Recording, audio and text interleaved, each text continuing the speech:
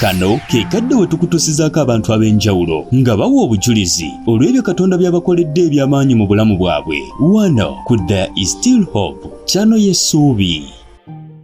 And I would suffer along the way. Nateranga nnyo okupangisa special. I used so much to hire a special. Naye ate waliwo wezalemanga eza special n'enninya taxi. But at times I could not afford the fee and I would Single just parent board a taxi. neneetika ebintu. Single parent, I would carry Ebintu on ebizito wantwalira baana. very heavy but taking for the children. Neŋŋambanga Mukama. I used to tell Bwe God, ndigula emmotoka. when I ever buy a Nze car, sirabona nnyo nga ntambuza ekigere. for I suffered a lot while I was still Enkuba 14. ng'etonnya olumu n'enkuba nga ŋŋenda kulaba abaana. At times it would shower while I was going to visit the children. Era twasalawo okugula emmotoka. And when we decided to buy a car, Nali nva ewaffe ebiseera twali tusula Bulenga. by then we were staying at Bulenga. Ne nninnya emmotoka okuva e Bulenga. And I boarded a taxi from Bulenga. Nenteeka ku Northern Bypass wali ku And it left me Namuŋŋoona. at Namuŋŋoona. Mba naatera okuvamu e Namuŋŋoona. As I was yet to come out of it, Enkuba at ennyingi Namuŋŋoona, n'etonnya. and a great rain, it showered down. Nga sola kuva mu mmotoka. I could not get out of this taxi. Ne bangamba vaamu ate nga mmotoka egenda bweyogerere. And they told me, get out, we are proceeding Ne to nvaamu Bulenga. ng'enkuba. And I came out of this Ne taxi sala while ne it nzija was ne showering. nninyeeza wano Namuŋŋoona. And I boarded those of Ng'ate Namuŋŋoona. zigenda mu ttawuni naye nga ziyita wano Kasubi. But remember, they were heading for town. but Enkuba passing by nga us. nnyingi. It was too much Beetuuka e rain. Kasubi nga sola kuvaamu. And by the time we reached Kasubi, I Awo couldn't get nasirikawo out. saabagamba nti nviiramu I wano. just kept quiet. I couldn't tell them that Ne this is where I'm bantwala getting off. paka mu ttawuni. And they took me to the taxi. Amaziga ne gampitamu manyi agange gali kumpi ne kakati ganaatera. And I shed tears. Ne ŋŋenda mu ttawuni nga saagala kutuuka mu Kampala. I didn't want to reach the taxi park, but I had to Ne get there. tutuukawo bayitawo biki awo Namirembe Road emmotoka n'ekyuka. And we reached Namirembe Road, then they turned. Abantu ne bavaamu ne bangamba gwe nnyabo totuuse. People left the car and they asked me, how about you, lady? Haven't Ko you nze reached? nzira Kasubi. And I told them I'm going back. Kitwakwigalamu ne bajja ne bapaakinga ebbakuli. And I remained in the car. They left until back Ate and they parked there. zipaakingira mu eyasoosewo paka oba twali banamba meka tusala eyajjula ne tusimbula. And they parked till our number came to turn and they filled members. Then we had to Ne leave. tuuka e Kasubi ne nvaamu. Then when we reached Mu Kasubi, mmotoka I nga came tulimu out bantu of the- basatu. within the car while we were three people. Driver, conductor nange. By then we were only three. Bali The nga driver, the bavubuka conductor, olwo nga and ngamba Mukama nyamba abasajja tebankwatira muno kubanga enkuba yali etonnya. now these other members, it was raining. I couldn't go Ne out. bansekerera. And they laughed Ne at me. mbabuulira enjiri. And I preached to Kati omu them. nanga amazina birimu naye ne mbivaamu. Then one told me I was once born again, but I quit. Ne twogera bye twogera naye ne banjagala. And we had our conversation, but at the end of it all, they Ne loved me. bankomyawo e Kasubi nga tebanzigyeko ssente. They returned me to Kasubi without asking me for Ne anything. nvaamu awo ne nzikirira. Then I began sloping down. Ne ngamba enough is enough. Nengamba ekimala kimala. Ekimala kimala. Enough is enough. Nedda siddamu kutambula mu taxi. I'm not going to board Njagala taxis kutambulira mu again. taxi nga neeyagalidde. I want to board taxis. at Ebitali my bino will. kubanga tetulina mmotoka.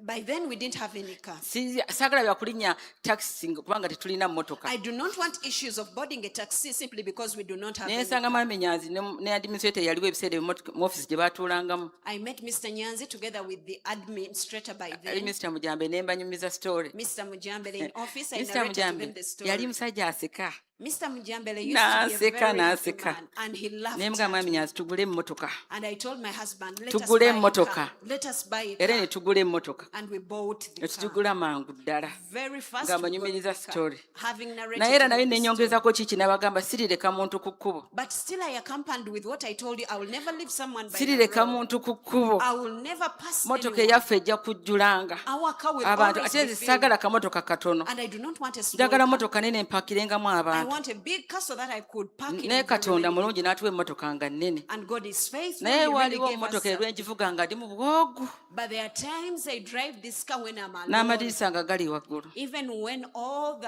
it is totally locked. Ebiseera ebisinga tubeeramu aba At times we are in only two of nga us, tetututeeko na muntu n'omu. having not given. Naye buli taken lunaku nze anyone mwoyo mutukuvu else. nga wagamba otya. But every other time the Holy Spirit Tolireka reminds me, muntu what n'omu. did you say? You will never bypass Naye anyone. sikikola. But I do not Era do tutwalako it. bano ab'okukyalo be tumanyi. Apart from only the village mates, Tutya okuteekamu abo bantu kubanga nti abantu mwafuuse babbi. you know, of recent people turned to be robbers. Tyako nga tetumututte. And then we bypass such a one Ne without tuyita any ku bwana bit. ku kkubo bannange nga n'enkuba ebwo kuba nga tetubututteeko wali We bypass children by the roadside going to school when it is raining, but we leave them. Ekimotoka bwe kyagudde wali kino ekitrailer. When this trailer fell down, nawuliddemu abakaaba. I had those who naye were olw'entiisa gye mbadde naye nga mwami Nyanzi yanguwa tuba kigenda kukwata omuliro tuvuge tuveewo. Due to the fear I had, I would just tell Mr. Nyanzi, please write very fast that we could leave this place. Tetwasobodde yadde okuyimirira wali mu maaso tukomeyo mabega tulabe abakaaba bafudde babadde batya bamenyese emikono tubayambeko nedda. We were not able even to park ahead to come and check on the people who were weeping to consider their current state. Mpulira nga neesalira omusango okuva olwo nga Mukama.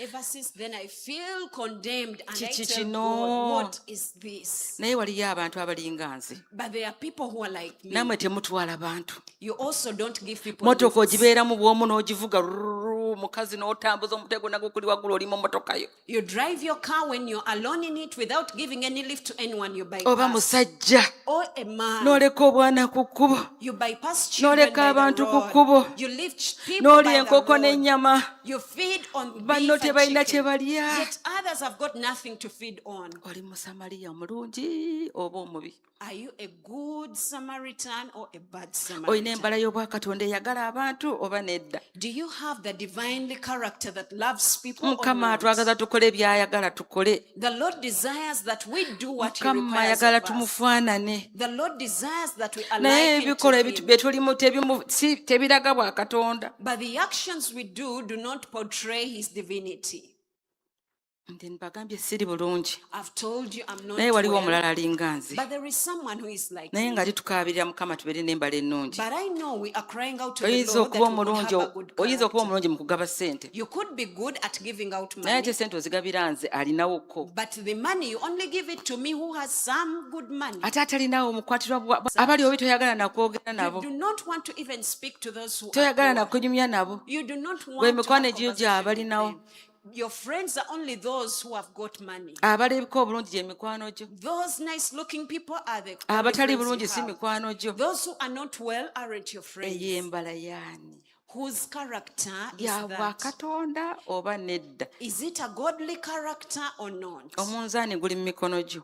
You alone can weigh and tell. Omunzaani giri mu mikono gyo. The weighing scales are in your hands. Nga tukaabirira Mukama tubeere n'embala y'obwakatonda. As we cry out to God that we could develop the godly character. Weekebere wekka. Examine yourself. Weekebere wekka. Examine Emikwano yourself. gyo gy'abo abeesobola. Your friends are only those people who are Nali well off. n'omuntu gwe njogera naye ng'alina omuntu gw'anyumyako. Nanga tomanyi oli avuga emmotoka efaanana bw'eti.